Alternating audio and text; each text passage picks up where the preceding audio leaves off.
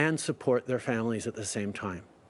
As people look at going back to work, it will be the responsibility of the employers to demonstrate that situations are safe for people to return to work.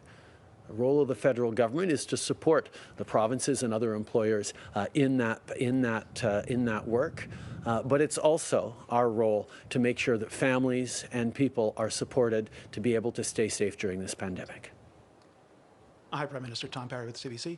In your opening address, you talked about this new loan program. You talked about tax avoidance and tax evasion. I get that you don't want to give a loan to a company that's breaking the law to evade taxes, but on tax avoidance, what if you open up the books of a company applying for a loan, you find out they've been doing everything they can to pay as little tax as possible? Do they get a loan? I think Canadians expect companies that get support from public dollars to have been responsible around paying their fair share of taxes. And certainly if we see situations where someone is engaged in aggressive tax avoidance, we will be putting in conditions or working out a way with them to ensure that they pay their fair share of taxes. Okay. Je pense que tout le monde s'attend à ce que les grandes entreprises payent leur juste part d'impôts. Ici, en regardant les détails de leurs états financiers, on voit qu'ils n'ont pas tout à fait payé leur juste part d'impôts au Canada. On va exiger qu'ils fassent des changements pour recevoir ces fonds publics. And you also said in your opening address that a lot of oil and gas companies have signed on to net zero commitments. So with the climate requirements in this new loan package, are you trying to freeze out companies that have not made those kinds of commitments? On the contrary, I think people around the world in financial markets have seen that managing risk is extremely important. We're seeing it with COVID-19, and before we invest in a company, I think it's appropriate to look at what their risk mitigation strategies are.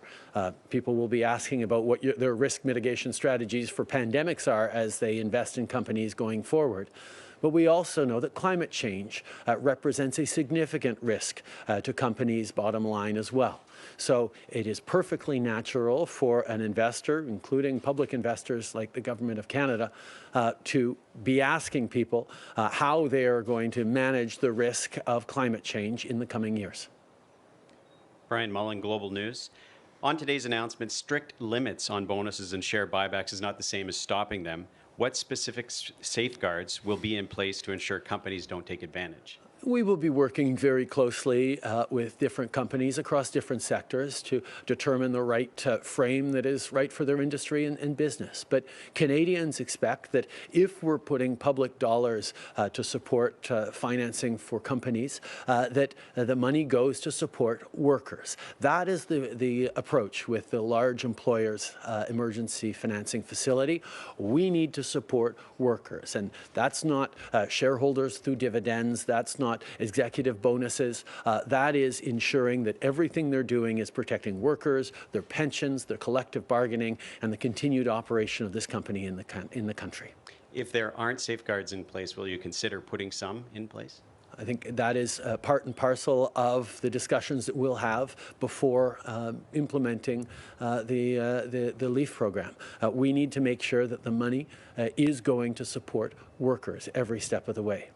Nous nous devons de s'assurer que l'argent qu'on donne aux plus grandes entreprises aide les employés, pas les dirigeants, pas les investisseurs, mais les travailleurs dans ces compagnies-là. Et nous allons mettre en place des mesures pour s'assurer qu'on est là pour appuyer les travailleurs, leurs pensions,